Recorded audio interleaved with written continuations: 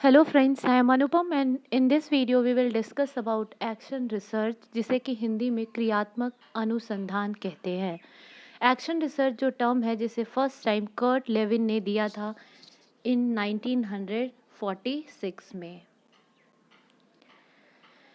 उन्होंने जब action research की बात की थी उन्होंने सबसे पहले इस वर्ड का इस्तेमाल in term of factory worker के टर्म में किया था, जबकि इसे फर्स्ट टाइम एजुकेशन के टर्म में सबसे पहले यूज़ करने वाले जो पर्सन थे उनका नाम था एम कोरे। वाइल इन एजुकेशन एम कोरे यूज दिस टर्म। ठीक है, तो बेसिकली जो एक्शन रिसर्च है क्या, अब उसके बारे में हम पढ़ेंगे। एक्शन रिसर्च जो होता है वो एक टाइप का रिसर्च है जिसमें कि कॉन्टेक्स्ट में किसी चीज़ पे रिसर्च की जाती है। जो टॉपिक टीचर के सामने आया कि इसमें बच्चे को प्रॉब्लम है तो वो उस चीज़ पे डिस्कस करते हैं।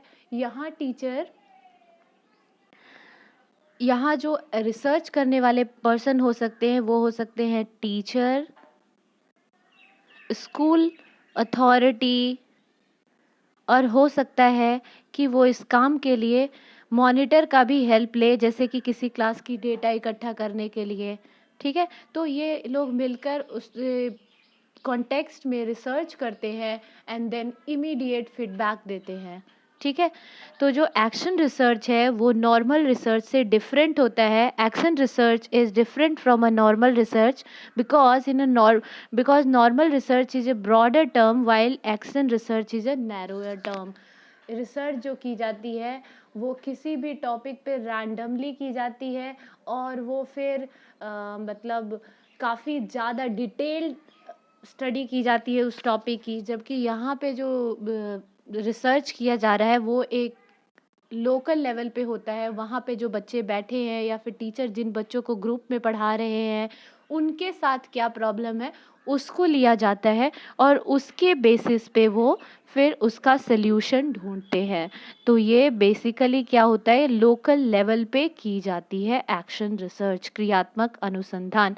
This is the research is done in a context on a particular problem and it is done by school authority, by teachers, principal, and it is done on a local level। अब यहाँ के आपके जो की points है, ये रीट के syllabus में एक टॉपिक आता है जो कि सीडीपी के साथ साथ किसी भी सब्जेक्ट की पेडागोगी होगी, इंग्लिश या हिंदी की, वहाँ पूछा जाता है। तो ये काफ़ी इम्पॉर्टेंट टॉपिक है, इसको ध्यान से सुने।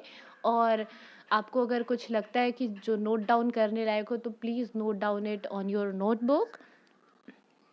तो फर्स्ट ऑफ ऑल जो आपको देखना है कि ये की पॉइंट्स है, ये कुछ कि ये लोकल लेवल पे की जाती है, ये स्कूल की अथॉरिटी, टीचर्स, मॉनिटर्स की हेल्प से की जाती है। उससे भी इम्पॉर्टेंट है कि ये कॉन्टेक्स्ट में की जाती है, संदर्भ में की जाती है। ऐसा नहीं कि रैंडमली आप कहीं से भी टॉपिक पिक करोगे और उस पर आप एक्शन रिसर्च करने लगोगे, ऐसा नहीं होता है। ठीक है, तो ये 3 पॉइंट्स है जो कि आप नोट डाउन कर सकते हैं और इसे आप ध्यान में रखेंगे, याद रखेंगे। नेक्स्ट है एक्शन रिसर्च साइकिल, जिसे कि इस टर्म को सबसे पहले जिन्होंने दिया था उनका नाम था हेरोल्ड एंडरसन। ठीक है, ये जो साइकिल है ये कंसिस्ट ऑफ 8 स्टेप्स आते हैं एक्शन रिसर्च में। यहाँ आप देख सकते हो, ये एक्चुअली जो इमेज है इसमें ओनली 4 स्टेप्स है। आप कहीं कहीं पे एक्शन रिसर्च अलग अलग लोगों ने दिया है तो आप कहीं पे आपको 5 स्टेप्स देखने को मिलेगा, कहीं 8 स्टेप्स देखने को मिलेंगे और कहीं 4 स्टेप्स में भी ये फिनिश हो रहा है। वैसे एक्शन रिसर्च में 8 स्टेप्स होते हैं। इसमें क्या होता है कि टीचर जो है क्रिटिकली थिंक करता है अपने सोल्यूशन के ऊपर। सपोज कि कोई टीचर है, उसे पता लगा कि बच्चे ने यहाँ पे प्रॉब्लम, मतलब बच्चे को यहाँ पे प्रॉब्लम आ रही है, तो उन्होंने उस टॉपिक पे एक्शन रिसर्च किया और बाद में वो इमीडिएट फीडबैक देंगे। जो फीडबैक देते हैं उस पे भी वो दोबारा से सोचते हैं कि उन्होंने जो फीडबैक जो दिया है, जो सोल्यूशन निकाला है, वो कहाँ तक सही है। ठीक है, तो उसके ऊपर वो क्रिटिकली थिंक करते हैं अपने इस पे, और फिर अगर उसमें कोई प्रॉब्लम आती है तो उसको चेंज कर देते हैं उस मेथड को, जिसकी वजह से एक्शन रिसर्च जो है फ्लेक्सिबल भी है। ठीक है, तो आप ये भी याद रखेंगे कि एक्शन रिसर्च इमीडिएट फीडबैक तो देता ही है, साथ में इसमें फ्लेक्सिबिलिटी भी होती है। टू इम्प्रूव द, अब ये क्रिटिकली थिंक क्यों करते हैं? In order to improve the quality of their decision and action. उन्होंने जो डिसीजन और एक्शन लिया है उसकी क्वालिटी को इम्प्रूव करने के लिए वो उस पर एनालिसिस करते हैं, उसके ऊपर क्रिटिकली थिंक ओवर करते हैं। अब ये कुछ स्टेप्स है, जो 8 स्टेप्स हमने देखा। Sorry, the first step is identifying and limiting the topic. सबसे पहले वो आइडेंटिफाई करते हैं कि किस टॉपिक में प्रॉब्लम है। नेक्स्ट आता है गैदरिंग इंफॉर्मेशन। उसके बाद उससे रिलेटेड वो इंफॉर्मेशन गैदर करते हैं, जैसे उनको कौन सा मेथड्स यूज़ करना होगा, वो किस टीचिंग स्टाइल से पढ़ाएंगे तो बच्चे को समझ आएगा। वो अपने कंटेंट को भी मॉडिफाई करते हैं ताकि इजीली अंडरस्टेबल हो। Next one is reviewing the related literature, उसको रिव्यू करते हैं। Next developing research plan. Next one is implementing the plan and collecting data. फिर वो बच्चों पे इम्प्लीमेंट करते हैं और फिर उसकी डेटा कलेक्ट करते हैं। उसके बाद जो मैंने आपको यहाँ बोला था कि critically think over the solution, that is analysing the data, analyse करते हैं वो डेटा को। Next one is developing an action plan, sharing and communicating the result. फिर वो शेयर और कम्युनिकेट करते हैं उस रिजल्ट को, मतलब फाइनली वो स्टूडेंट पे इम्प्लीमेंट करते हैं। तो ये कुछ 8 स्टेप्स थे। नेक्स्ट आता है की पॉइंट्स। ये सबसे ज़्यादा इम्पॉर्टेंट है, आपसे जो क्वेश्चन पूछा गया है रीट के एग्ज़ाम में। नेक्स्ट वीडियो में मैं क्वेश्चंस भी डिस्कस करूँगी, लेकिन आप यहाँ पे की पॉइंट्स देख सकते हो। वो ये है अगेन कि ये लोकल लेवल प्रॉब्लम पे की जाती है। ठीक है, ऑप्शंस में ये सारे पॉइंट्स आते हैं और आपको टिक करना होता है कि कौन सा एक्शन रिसर्च का स्टेप है। ठीक है, तो first is it is done on a local level problem, present problem पे की जाती है।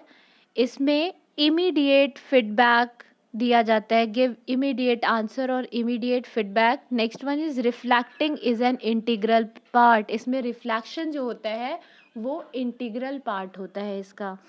फ्लेक्सिबिलिटी होती है, टीचर अपने मेथड्स को चेंज कर सकते हैं और ये सर्टेन सोल्यूशन देता है। Immediate feedback is again a certain solution, तुरंत फीडबैक देते हैं। ठीक है, तो ये था action research. I hope so आप सभी को मेरा ये वीडियो पसंद आया होगा। वंस अगेन मैं आपको रिपीट कर देती हूँ कि एक्शन रिसर्च को हम क्रियात्मक अनुसंधान कहते हैं। इस टर्म को सबसे पहले कर्ट लेविन ने दिया था 1946 में ये, और एजुकेशन में इसको सबसे पहले जो यूज़ करने वाले थे उनका नाम था एम कोरे। इन्होंने फर्स्ट टाइम एजुकेशन में यूज़ किया था। अब कुछ पॉइंट्स है जो आपको याद रखना था, वो ये है कि ये एक्शन रिसर्च जो है वो लोकल लेवल प्रॉब्लम पे की जाती है। सेकेंड वन इज़ कि एक्शन रिसर्च जो होता है वो कॉन्टेक्स्ट में की जाती है। And the third one is action research जो है वो फ्लेक्सिबिलिटी प्रोवाइड करता है, फ्लेक्सिबल होता है। And the last one is ये इमीडिएट फीडबैक देता है।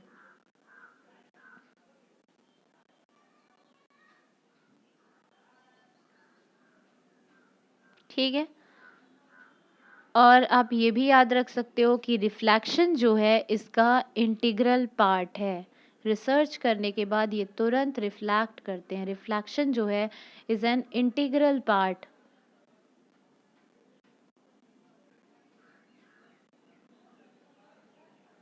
So this is all about action research. मुझे उम्मीद है कि आप सभी को मेरा ये वीडियो पसंद आया होगा। अगर आपको मेरा ये वीडियो पसंद आया है तो प्लीज़ मेरे चैनल को सब्सक्राइब करें और इस वीडियो को लाइक करें। एंड अगर किसी तरीके की इम्प्रूवमेंट की नीड है तो प्लीज़ मुझे कमेंट करें। तो आई होप सो कि आपको मेरा ये वीडियो पसंद आया होगा। If you like my video then please do subscribe my channel. Thanks for watching this. Thank you.